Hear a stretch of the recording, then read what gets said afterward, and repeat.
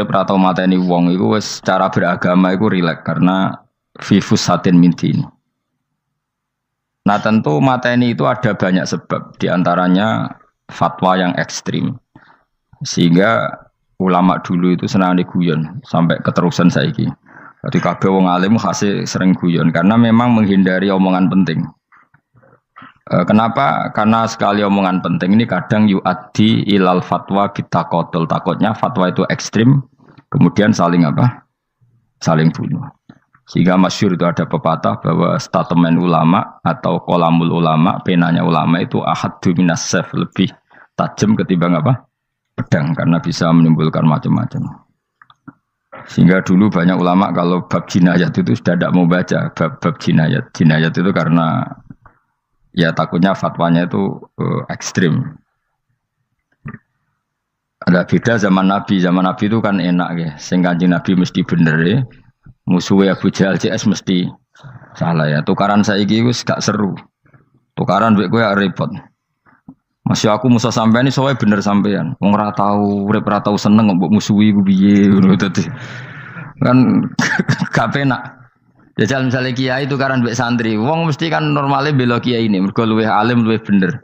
Tapi kan cara pandang lha iya sing bener kok mau ngalah kan. Iso wae sing disalahno pangeran iku sing saiki wong tuwa tukaran mbek anak, kira-kira wong nyalahno sapa? Nyalahno wong tuane apa anake? Cara kowe dadi hakim. Wong tua kok wani anak, kualat to mujur ya lucu. Ini kan anak kok wani wong. Tapi wong tua kok wani anak, wong tua model opo? Anak wani wong tua ya anak model opo? Ya model milenial model. Tapi potensinya itu sama-sama salah. Sehingga ulama itu mulai dulu itu menghindari ngendikan penting itu menghindari karena ya tadi takut fatwa itu. Saya ulang lagi ya, jadi seseorang itu selonggar-longgarnya dalam beragama asal tidak pernah membunuh, tidak memburu darah yang seharusnya tidak terbunuh. Terus kalau masalah ibadah itu Allah ngambilnya sholat. Awwalu ma yuhasabu bil mar'u napa? As-sholat. Pertama yang dihisab itu sholat. Jika sholatnya lolos, maka hisab yang lainnya napa? Ringan. Jempol ngoten. Terus ada hisab-hisab yang ini kula waca mungkin sampean iso ngantisipasi hisab. Jadi la tazulu qadama Adam atau qadama ibni Adam yaumal qiyamah hatta yus'ala an arba'in. Pertama ditanyakan dari sifat mudanya, dihabiskan untuk apa, umurnya untuk apa, hartanya dari mana, setelah mendapat untuk apa. Terus wa an ilmihi madza amila bihi, terakhir setelah mendapat ilmu itu apa yang dia perbuat. Mulane ada orang tok ilmu tidak ditakoki wae pangeran ora ate apa takoki. Ilmu iso nglakoni, mboten gadah ilmu ya Gusti. Terus serepet sampeyan. Dunya mboten gadah dunya. Lha opo ning dunya nggih ngentosi mati sing mon-mon niku aman apa? Sebab itu orang fakir itu masuk surga lebih cepat timbang orang kaya kacek pinten 500 tahun ketakoki. Dia apa mboten gadah napa-napa. Iso ngaji mboten. Jadi gak perlu pertanggungjawaban mereka napa sekacau kan. Nah, sementing kula terangno ngeten ya. Niki penting ngrungokno. Mahsyar iku maknane iku nggon giringan. Terus kiai kuno maknane bayangno nggon mahsyar iku maknane tempat dihalonya semua manusia. Terus mauqif itu tempat diberhentikan, napa? Tempat diberhentikan. Terus di situ Anda innahum mas'ulun, mereka semuanya ditanya, dihisab. Semuanya dihisab. Terus ngendikane Kanjeng Nabi, hasibu anfusakum qabla an tuhasabu. Menghisablah diri kamu sekarang sebelum kalian semua dihisab. Sehingga potensi kita ini umat Islam utamanya sing tahu ngaji-ngaji ini, sampean semua dihisab ini kemungkinannya kecil. Karena ketika kowe ning donya sampean sedanteni kan biasa wis donga robbana zulamna. Jadi ya Allah, saya ini benar-benar mendolimi diri kita sendiri. Karena tujuannya hisab itu taubah. Taubah itu mempermalukan mereka di depan umum. Saya ulang lagi ya. Jadi semua hisab itu taubihan, mempermalukan mereka di depan umum bahwa mereka orang yang buruk. Sementara kamu di dunia sudah sering ngaku orang buruk. Selain ya wis roh wong akeh maksud ini kan. Jadi ngaku napa robbana zalamna anfusana. Sehingga ngendikane Kanjeng Nabi sebuti hasibu anfusakum qabla an tuhasabu. Menghisaplah diri kamu sendiri sebelum nanti kamu benar-benar dihisap. Sehingga umatnya Rasulullah itu kemungkinan kena hisap itu kecil sekali karena tadi sudah terbiasa menghisap dirinya sendiri.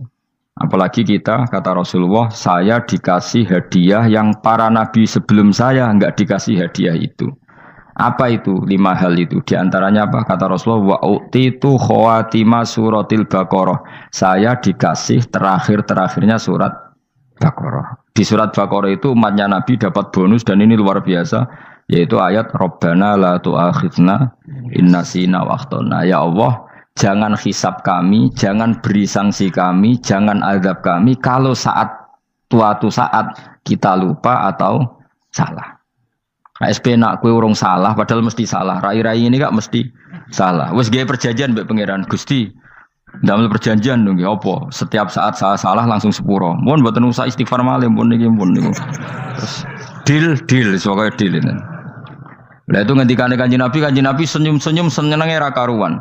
Dan setiap itu dibaca oleh umatku, Allah sudah jawab qala na'am. Jadi Rabbana la tu'akhifna innasina aw akhtana. Terus qala Allah menjawab na'am. Terus Rabbana wa la tahmil alaina isron kama hamaltahu 'alal ladzina min qablina. Nabi Muhammad jawab, Allah menjawab na'am.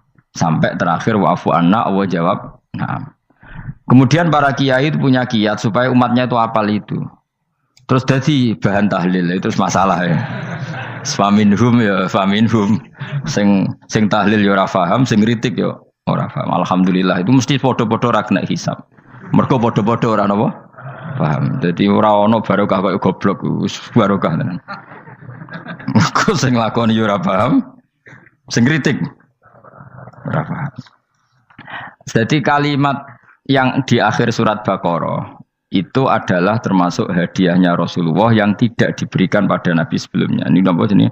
Utitu khawatima suratil Baqarah. Saya dikasih akhir surat Baqarah. Gini ku setiap doanya umat Nabi Allah jawab napa? Naam. Jadi ya Allah la tu'akhidna, jangan kasih sanksi kita innasina au akhtana. Allah jawab naam. Itu satu. Terus kedua, umatnya Nabi itu kalau dosa itu tidak perlu prosedurnya harus istighfar. Banyak amalan yang menjadikan diampuni. Misalnya kafaratul majlis itu lafadznya agak istighfar. Subhanakallahumma bihamdik misalnya. Dan banyak imatatul adza anit thoriq. Misalnya Nabi pernah cerita ada seseorang yang nakal, kemudian gara-gara menyingkirkan duri di jalan yang ganggu orang lewat, kemudian Allah memaafkan. Ada yang dimaafkan karena ngombeni anjing, macam-macam lah. Kemudian ngombeni santri, macam-macam. Sehingga potensi kita dimaafkan itu tinggi sekali karena ada sekian amal yang itu menjadi sebab ridhanya Allah Taala. Malah kalau dalam dunia wali itu ada seorang wali mau ngarang kitab, kemudian tintanya itu diminum lalat, dia membiarkan tinta itu sampai lalatnya sampai kenyang, kemudian gara-gara itu dimaafkan oleh Allah Subhanahu Wa Taala. Banyak sekali. Sehingga potensi kita dimaafkan tinggi.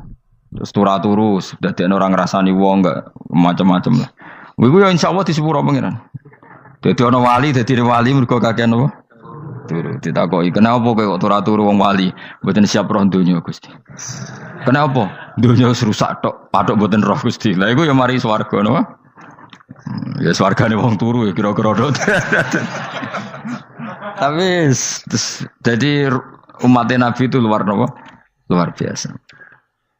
Makanya saya yang heran kalau ada orang alim bikin gerakan terlalu tenanan itu keliru. Biasa mawon. Turu ku ya ibadah, wae agar gak zina, gak maling, wae agar gak nglakoni dosa gedhe ini sanggep ae napa? Ibadah. Karena tadi Rabbana la tu'akhidna in nasina wa akhtana. Terus Allah jawab na'am. Sehingga kiai-kiai itu takut orang itu lupa terus dimodifikasi sedemikian rupa jadi wiridan. Tapi alhamdulillah kok banyak yang kritik. Jadi ya biar seimbang, no? Seimbang apa alam demokrasi. Jadi kalau lagi kecewa ambek sing kritik, mergo insyaallah rapati paham masalah usul ini. Karena satu-satunya cara supaya orang paham itu pancen yo dijak latihan bareng-bareng. Gak ngono wis malah ra paham blas. Ya tapi tadi ya semua itu resiko. Zaman Nabi Sugeng ana ibadah sunat dilakoni terus, Nabi yo duka, kuwatire dianggap wajib. Tapi nek ora dilakoni blas Nabi yo duka, wong sunat ora tau dilakoni. Jadi sudah alhamdulillah sekarang ana sing ngritik, ana sing setuju biar seimbang no. Wong padha ora pahame wae napa? Padha paham. Padahal makna ayat itu luar biasa. Rabbana la tu'akhizna in nasina wa akhtana. Terus kedua, Rabbana wala tahmil alaina isron kama hamaltahu alal ladina min qablina. Ya Allah, jangan beri beban kami sebagaimana Engkau memberi beban kepada orang sebelum kami. Dulu itu kalau ada orang yang salah, itu harus dibunuh oleh orang yang tidak salah.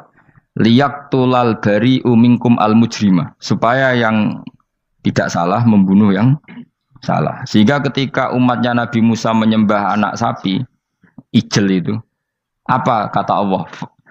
Fatubu ila bari'ikum faqtulu anfusakum. Kamu syaratnya tobat harus saling membunuh, yaitu orang yang terbebas dari dosa itu membunuh yang tidak dosa. Masyhur itu. Terus Allah mengirimkan mendung yang pekat, terus gelap. Ketika gelap itu yang al-bari yang enggak dosa mengeksekusi yang dosa. Sekarang kan enggak, paling tangkap KPK.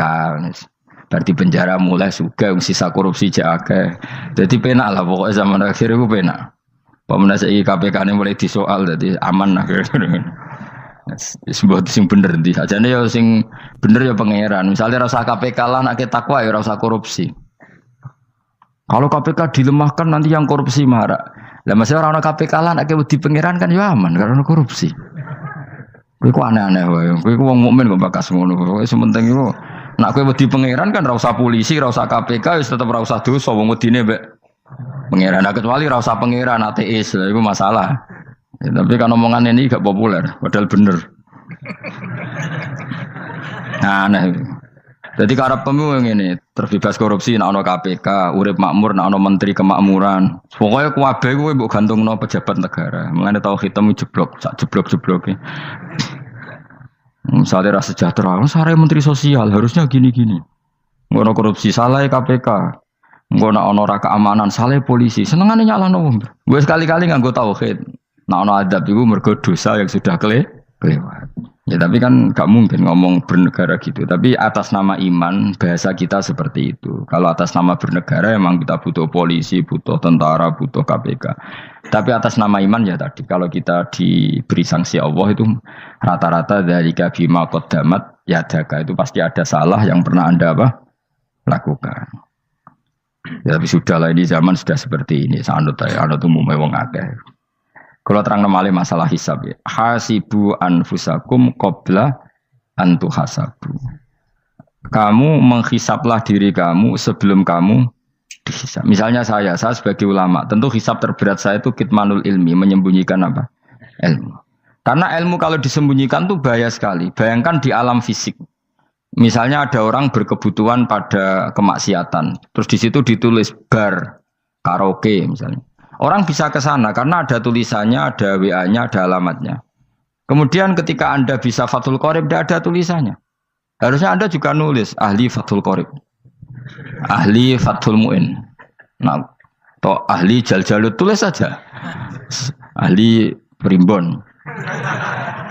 Enggak apa-apa, tulis saja. Penerus Ronggo Warsito, tulis saja. Zaman gendeng, arah melok gendeng, rakeduman, tulis saja. Tapi barokahnya tulisan itu kan orang bisa tahu. Makanya kenapa banyak orang sufi yang sudah menyembunyikan diri wanaknya nakal-nakal. Karena dia disalahkan Allah. Karena menyembunyikan ilmu. Saya itu orang yang senang tertutup. Kecuali masalah ilmu. Saya mau mengajar terbuka seperti ini. Karena tadi awal dari dikenalinya kemakrufan adalah dimaklumatkan. Awal dari dikenalinya keburukan juga karena dimaklumatkan. Betapa celakanya kalau kemungkaran dimaklumatkan sementara kebenaran tidak dimaklumatkan. Makanya Mbah Mun itu sampai berfatwa, Mbah Mun guru saya itu. Nah ono masjid ra ono menarane Mbah Mun duka. Masjid kok ora ono menarane, wajib ono. Dulu saya iskal kenapa menara jadi wajib. Tapi setelah saya tambah angan-angan, secara fikih jelas tidak wajib. Tapi coba bayangkan, misalnya ada bar lampunya tinggi, orang dari jauh tahu itu bar. Sehingga kalau mau maksiat misalnya ingin ke sana. Sekarang misalnya masjid gak ada menara nih, ada orang ingin sholat, ono masjid tahu orang. Tapi baru kayak ada menaranya kan, tahu.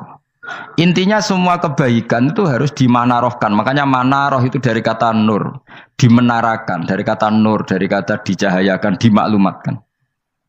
Sehingga mulai dulu lama itu meskipun humul itu menyembunyikan diri. Tapi kalau masalah ilmu mereka membuka diri.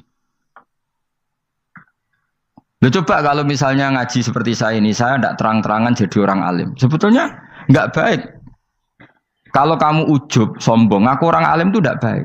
Tapi kalau kita kan tidak karena ujub tadi, harus memaklumatkan. Coba berapa bapak-bapak yang tertolong nyari bidan ketika istrinya hamil. Gara-gara tulisan, karena yang nolong itu bidan. Ya kan? Dokter gigi. Atau kalau nggak dokter, ya ahli gigi. Ahli gigi itu yang dipasang tanpa medis itu. Tidak kamu menjadi tahu karena apa coba? Tulisan.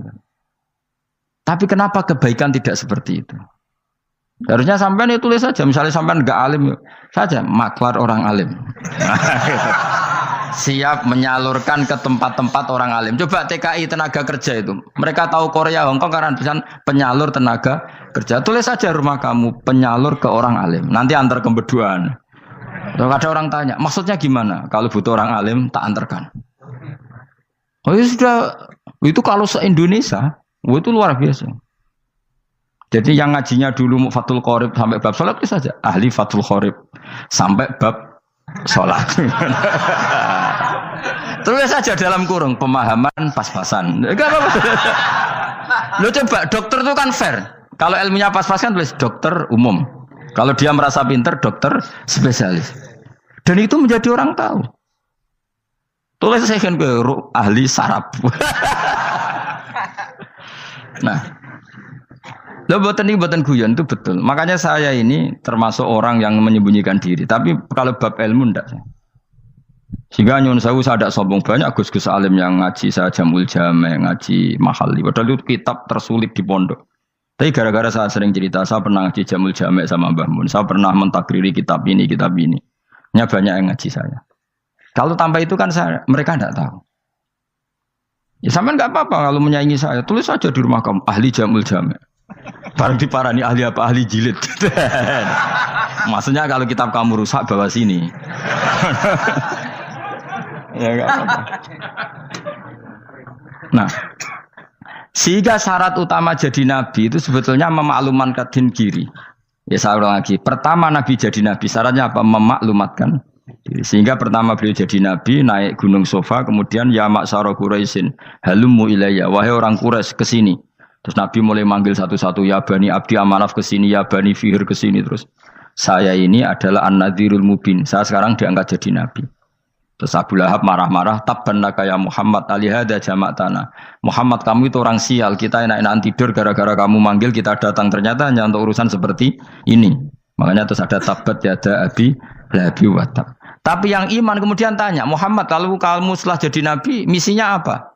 Saya diutus Allah untuk kamu menyembah Allah, tidak boleh menyekutukan Allah. Dan Allah memerintahkan kamu afaf itu meninggalkan zina, meninggalkan maling, gini-gini. Coba kalau Nabi tidak memaklumatkan diri, jadi Nabi seklunak-klunus, ketemu wong monggo nggih. Ada temu dia nggih. Sengerti nak Nabi ku sapa? Sehingga orang-orang yang humul, yang menyembunyikan diri itu di bab ulama masalah besar itu. Karena ciri utama dosa adalah kitmanul ilm. Makanya Nabi sidik amanat tabligh fatona. Tabligh itu lawan katanya apa? Kitman. Makanya saya ngaji di mana-mana. Saya di Jakarta ngaji, di sini ngaji, di Pasuruan ngaji. Harus dimaklumatkan ilmu. Dan kalau ada orang tanya ya tak jawab. Saya itu kitab yang paling aneh di pesantren. Misalnya yang mulai aneh lah. Gak Jamul Jame. Saya sampai sekarang masih ngajar Jamul Jame. Kitab yang aneh. Macane lagi roh judulnya pusing. Jamul Jawame, kumpulane pira-pira kumpulan. Dadi ilmu apa ae ana ning kono. Sing gak ana ilmu dukun, mboten enten.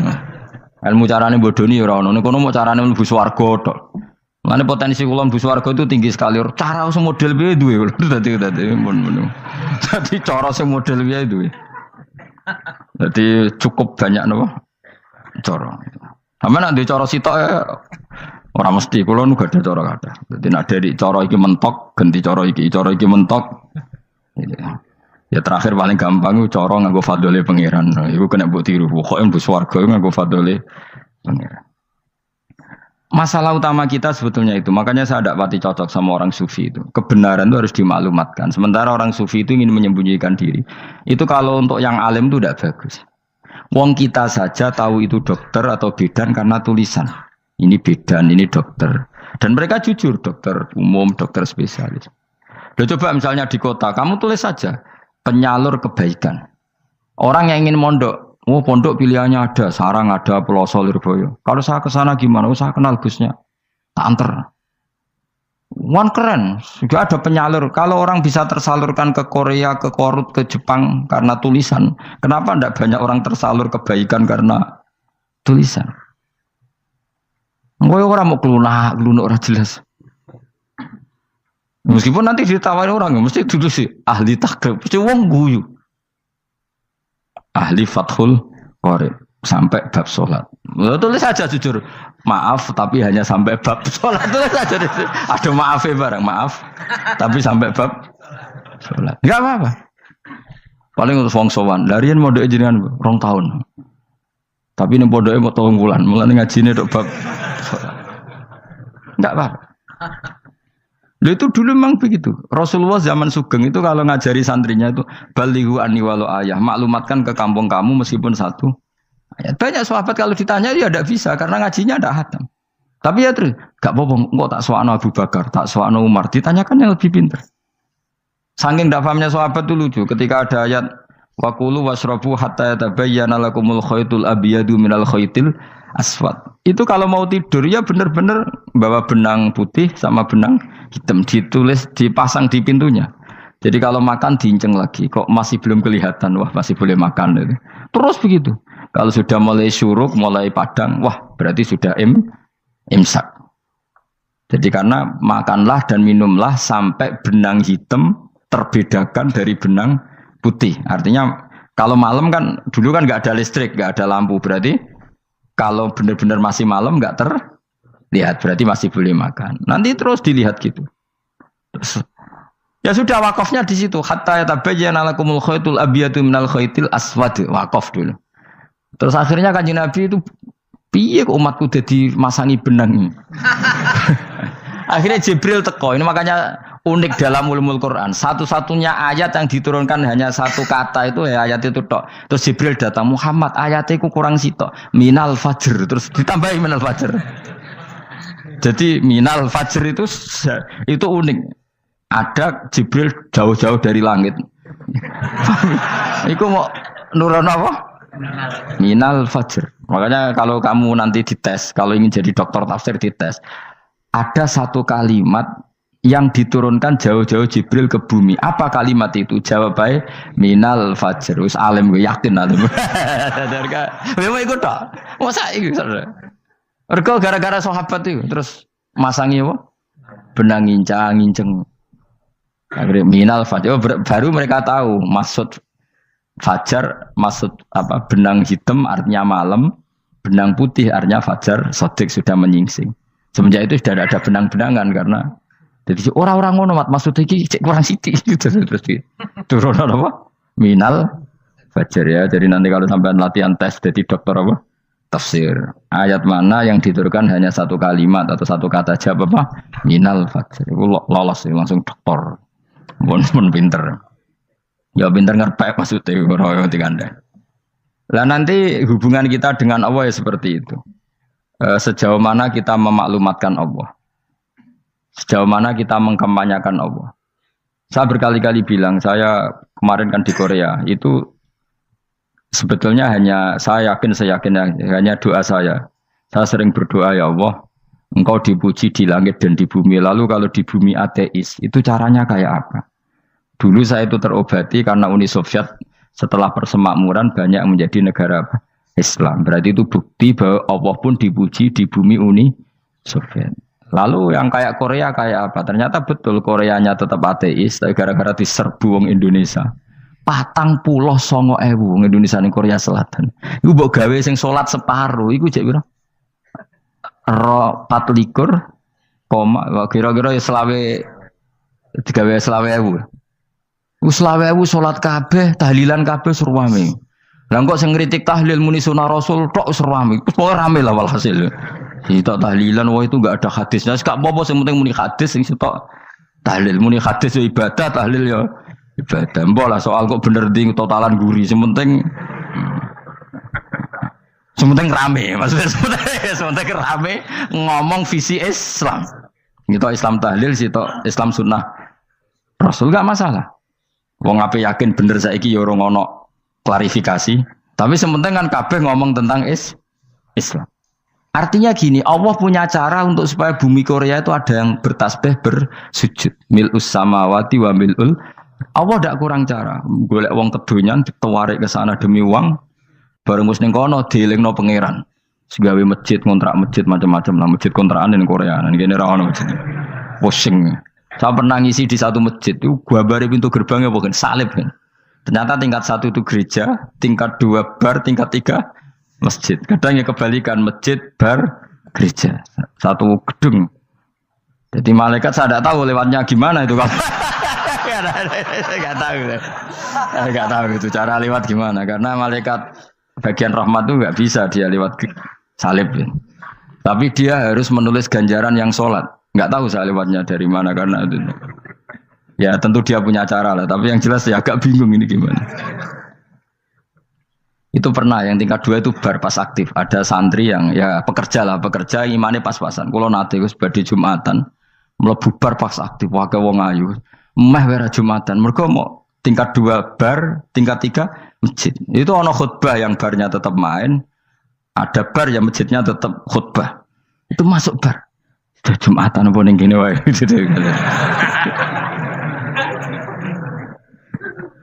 Akhirnya ya di situ beberapa menit terus ada komat Jumatan.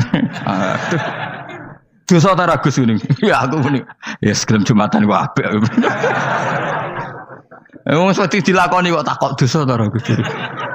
Oh raimu kadung lakoni kok takok. Artinya gini, Allah punya cara untuk menyebarkan Islam di Korea. Sama seperti Allah punya cara untuk menyebarkan Islam apa? Di Indonesia. Dulu orang Gujarat, Punjab, ya sejarah ini menurut saya ya tetap sebagiannya benar. Meskipun tidak seluruhnya benarnya sejarah Islam masuk Indonesia rata-rata orang kan menulis pedagang Gujarat, India ke Indonesia dagang karena mereka mukmin akhirnya juga menyebarkan apa? Islam. Itu jelas nyata. Meskipun tidak semuanya seperti itu karena ada yang dibawa Yusuf Baros itu yang muridnya Sayyidina Ali itu. Terus juga ada yang dibawa beberapa habaib dari Yaman langsung ke Indonesia. Kayak yang di daerah Tuban itu kan langsung habib-habib dari Samarkand langsung ke mana? Tuban. Makanya saya bilang sejarah itu semuanya benar.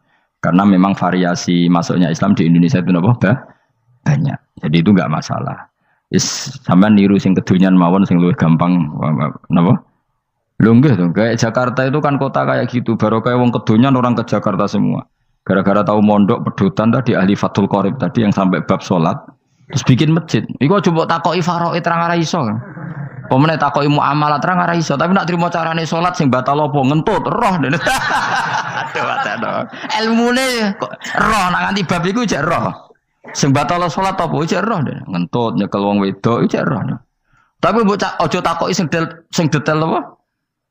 Cara mengenali kiblat dengan hisab ya marosdil kiblat wis ora ngara iso. Atau nganggo komputer itu lho. Nganggo jam, nganggo kompas. Padahal ana ilmune ya marosdil apa? Kiblat. Di bulan tertentu, hari tertentu itu nanti matahari tepat di atas Ka'bah. Ora ngara iso nek ngono niku ora ngara iso. Ya saya ulang lagi ya. Jadi kesalahan kita adalah kebenaran itu kita sembunyikan. Padahal awal dikenalnya Islam itu lewat i'lam. Fasda bima tu'maru. Kebenaran harus dimaklumat. Tapi problemnya Islam Indonesia tuh kadang humul tuh bangga. Enggak dikenal orang itu bangga gini-gini. Oke lah, kalau yang enggak, saya sendiri ya suka humul. Sampai sekarang saya suka humul. Saya sampai sekarang enggak suka tamu. Bukan karena benci tamu, ribet. Maksud saya kalau sowan kiai ya ngaji saja, ora usah sowan. Oh ribet. Lucu kan, seneng Gus Bak jare wong alim. Terus senenge mau sowan tok ngaji ra gelem iku piye karepe? Wong kok aneh. Iku berarti kok do karo seneng dokter, konsultasi obat ra gelem tapi ngajak jagongan. Dok, jenengan tiyang pundi? Jenengan manggen dalem mriki mulai tahun pinten? Lah ya kowe takok dokter kemalan. Mesti nek kowe takok laram apa obate apa kok malah kenalan. Pindah Jogja tahun pinten, Dok ya? Lan jenengan kawin mriki tahun pinten? Lah wong jare Gus Bae wong alim kok sowan ngono. Jenengan kelahiran tahun pinten, Gus? Zaman dinosaurus. Wong alim kok takoki lahire ku piye karepe? Sesuk tak gak takok pisan matiku kapan, Om. Coba betapa naifnya kita kalau kita suka dokter, terus kemudian kamu takok, Dok, kelahiran tahun pinten jenengan? Aneh gak? Nak kowe seneng dokter mergo mau konsultasi berobat ya ngomong saja apa yang kamu butuhkan. Aku seneng wong alim yo ngaji titik. Nah, kowe misalnya seneng artis, delok konser artisnya takok, kelahiran tahun piro? Gak penting, penting artis ayu mbok delok seneng, wis sudah gitu aja. Ora wong alim yo ngono, ngaji seneng. Yang kadang wong Jawa lucu, seneng wong alim sowan terus takok-takok. Aneh, iku dudu obatno ngono, yakin. Maksudnya bu sing profesional, maksudnya sing rontok bener sithik lah dadi wong. Aja bener nemen-nemen gak mungkin wis pokoke bener sithik-sithik. Makanya kemarin ngaji apa Nasaihul Ibad kan gitu. Mujalasatul ulama artinya apa? Fi majlisil ilm ketika ngaji. Ora kok mujalasatul ulama utawa sowan matekno wong ngene tejo. Kula termasuk kiai yang kampanye ini. Soalnya termasuk kiai terkenal tapi sing tamu kula rapati kathah. Kuwi jaga masyaallah tenan wis. Muga-muga rodok tobat sithik-sithik lah maksudnya. Maksudnya ya sudah lah. Ya tadi hubungan wong alim ya sudah ngaji. Kalau hubungan sama dokter ya tanya konsultasi apa? Medis. Kan lebih enak. Hubungan mbek dukun wis takok wis. Mbah niki menyangking pundi. Kok jenengan dermemel nglafadzno apa sing kalimate sing jelas kena apa nak dermemel mandi nak jelas kok ora mandi ku piye takono aku yo guru pun mbek dukun wong kalimate ra jelas kok mandi nak jelas gak mandi kok nak jelas kita bodoni ne ayo guru mantra iku mesti gak wae rungokno tenanan kalimate terus ra jelas dukun-dukun dulu lu kok mandi, nak jelas malah mandi. Mandine tenan ora ya ora. Ya saya ulang lagi ya. Jadi sebab itu di Quran sering ada kata i'lamu, kenalilah, ketahuilah. Jadi awal dari agama ini adalah harus tahu. Maka menyangkut harus tahu ini lalu Allah bikin media. Media itu apa saja. Tapi lalu kita bisa berdebat tentang media. Itu yang kita tidak tahu nanti hisabnya di depan Allah Subhanahu wa taala. Saya sampai sekarang itu nggak tahu, nggak pernah bilang halal, nggak pernah bilang haram. Misalnya gini ya buat ini dengerin ya. Di Korea ini sering teman-teman cerita. Ada beberapa majikan yang baik sama umat Islam, yang bekerja Muslim. Itu kalau dipamiti sholat, kan, Pak majikan saya mau sholat. Sholat itu apa? Mereka bilang dengan bahasa analogi di Korea. Pokoknya sholat itu sembahyang. Ketika sholat itu ditanya sama orang Korea, loh kamu itu sembahyang kok tidak ada patungnya? Karena pengetahuan mereka yang namanya sembahyang itu ada patungnya. Ada yang baik, apa sekalian tak belikin patung? Jadi wong Islam pas sholat tuh didelok ngarepe dhuwure kok gak ono patung. Ono sing ape sujud tuh digambarno salib. Mergo dekne denger-denger kalau karena tidak tahu Islam itu apa. Sementing ada personifikasi Tuhan. Ada lagi ini yang agak ngeri. Ada pegawai Garuda karena dia agak terpelajar waktu sholat, dia sholat sama krunya di mall. Itu langsung security mall nelpon polisi. Ini ada ritual teroris gitu. Jadi sholat itu dianggap mukadimah sebelum ngebom. Jadi ritual. Pertanyaannya adalah karena mereka tidak pernah ngerti sholat itu kayak apa. Dan kadang-kadang orang ngerti bahwa sholat itu adalah ritual umat Islam itu lewat media. Media itu bisa berita, bisa dokumenter, bisa apa saja. Kita tidak pernah tahu cara Allah mengertikan. Seperti kita tidak pernah tahu madzhab Mu'tazilah, tahunya itu dari kitab-kitab ahli sunnah wal jamaah. Coba kita semua misalnya tahu madzhab yang aneh, Mu'tazilah, Jabariyah, Qadariyah, itu dari kitab mereka apa dari kitab ahli sunnah? Dari kitab ahli sunnah. Maka bisa saja informasi keburukan itu dari orang baik dan informasi kebaikan dari orang buruk. Kita tidak pernah tahu. Karena ini yang bisa ngelola hanya Allah Subhanahu wa taala. Tidak bisa, kita tidak bisa, hanya Allah yang bisa. Maka perdebatan Ahmad bin Hambal dengan Haris al-Muhasibi itu seperti itu. Misalnya gini, tak kiri contoh. Haris al-Muhasibi itu orang alim allamah. Dia ahli sunnah mandat. Pokoknya ahli sunnah sekali. Dia mau ngarang kitab tentang, dia menentang Mu'tazilah. Menentang Qadariyah, menentang Syiah. Terus setelah mau ngarang kitab, ditanya sama Imam Ahmad. Ya Haris, kalau kamu ngeritik Mu'tazilah, awalnya gimana caranya kalau ngarang kitab? Ya saya cerita pendapat mereka dulu, lalu saya saya tentang. Imam Ahmad guyu-guyu. Bukankah setelah kamu cerita mazhab mereka plus argumentasi mereka, jangan-jangan pembacanya sudah tertarik. Pas kamu nentang, kamu sudah dianggap gawe-gawe. Karena kadung tertarik. Saya tak contoh wae, misalnya gini, kowe sekarang rasa bareng dadi wong soleh biasa wae. Aku ono gambar wong wedok montok tak tulis, hindari ini. Kira-kira dia mau hindari apa gambare? Enggak jawab ya, kira-kira lho. Sing mbok nikmati kata hindari apa? Sing mbok eling-eling kalimat hindari apa gambare? Kira-kira. Padahal tulisannya apa? Hindari bahaya ini. Bahaya ndi terus didelok. Terus sing dieling-eling ora hindarine tapi sama. Pendapat Mu'tazilah itu ada yang menarik. Misalnya gini, menurut Mu'tazilah, seseorang masuk neraka ya karena amalnya, masuk surga ya karena amalnya. Apa artinya kalau masuk surga karena fadl Allah? Lalu gunanya amal apa? Mungkin pembaca kan tuh, wah ini proporsional ini. Gak ada ahli sunnah, jadi bus warga mereka fadl pangeran. Kok enak? Lalu gunanya amal apa? Padahal dia tahu pendapat Mu'tazilah itu dari kitab itu, kitabnya orang ahli sunnah. Gak pernah tahu kita. Ya saya ulang lagi. Itu kan ibarat kayak KUHP. Kamu baca KUHP draft, terus kamu cocok. Kamu mesti nyalahkan yang demo. Atau baca buku selebaran orang demo, kan terserah kamu. Kamu kan punya akal, kan tetap milih. Tetap milih. Problemnya kata Imam Ahmad itu, ketika kamu menceritakan pendapat Mu'tazilah, bisa-bisa orang itu kadung tertarik. Ketika mulai kamu tentang, orang itu gak tertarik sama penentangan kamu. Berarti kamu ikut menyebarkan Mu'tazilah. Sama seperti tadi, gambar perempuan yang agak jorok tadi, sebetulnya tak tulisi kata hindari. Padahal Ruhin gak tahu, eling wong wedok gara-gara tak kei gambar hindari bahaya ini, malah jadi eling. Orang eling tulisannya eling. Nah hakikat saya ini penyebar kata hindari apa penyebar gambar itu? Coba. Lalu status saya ini pengedar gambar itu apa pengedar kata hindari? Lah iya yang mengedarkan kata hindari tapi yang mengedarkan. Nah sama sekarang pertanyaannya, kalau kamu ngarang kitab anti Mu'tazilah itu sebetulnya pengedar mazhab Mu'tazilah apa penentang? Ya pengedar juga karena umat tahu dari kitab kamu. Dong toh.